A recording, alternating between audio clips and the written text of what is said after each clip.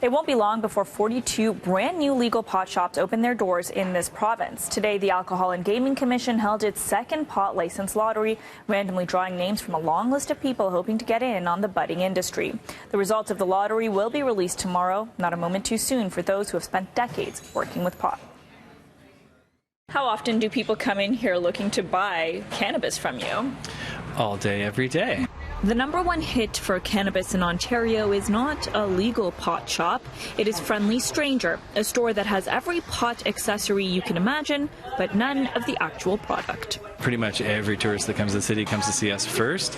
So we spent many years explaining that, we're not a licensed establishment, we can't sell cannabis. But it's not for a lack of trying or a lack of experience. Stores like the Friendly Stranger and Hotbox Cafe have spent decades in the cannabis business, but getting a license all comes down to luck. I've been asking people for lots of thoughts and prayers, so I think there's a lot of that happening. And, there's not a lot more that I can do except for that, right? It's a lottery. It's a chance. Hopes and dreams relying entirely on thoughts and prayers. Today, Ontario's Alcohol and Gaming Commission held its second pot license lottery, randomly selecting the operators of 42 brand new legal pot shops set to open in the province this fall, 13 right here in Toronto.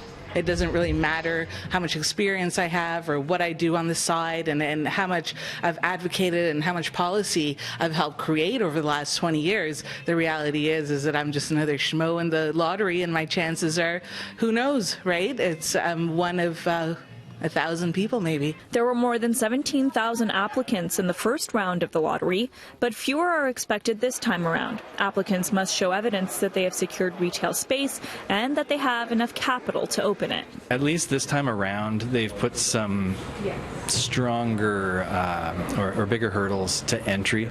You can't just drop $75 to put your name in. The results will be made public tomorrow. In the meantime, StatsCan has released the results of its latest national cannabis survey, which found since legalization last fall, 48% of consumers have purchased pot through legal means.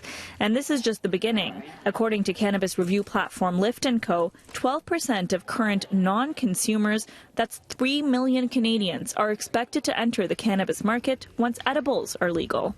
There's a huge number of potential consumers who are not participating in cannabis today who are likely to come on stream as a result of the legalization 2.0, so the release of edibles and other new form factors at the end of the year. So that's a huge potential new market to tap into. Patience is a virtue in this industry. I think that obviously, it's an industry that's slowly making its way towards maturity.